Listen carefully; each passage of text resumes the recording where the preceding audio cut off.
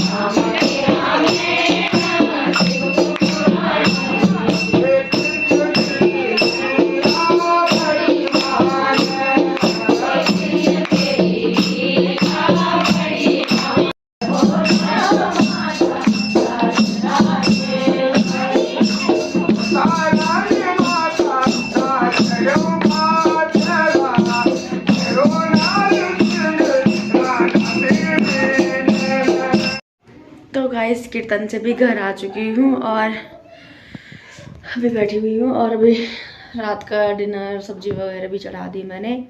तो यहाँ पे पड़ोस में ही इसका मतलब इस उपलक्ष्य में रखा गया था कीर्तन। आज हमारे चिन्यालीसौड़ में नगर पालिका का जो चुनाव हुआ था, मैंने आपको स्पेशली एक ब्लॉग बनाया था उसके लिए चुनाव का। तो हमारे वार्ड नंबर 5 में भाई सिद्धार्थ नौटियाल जी में मतलब अध्यक्ष के लिए चुनाव लड़ रहे थे। तो इस बार उनकी विजय हुई है।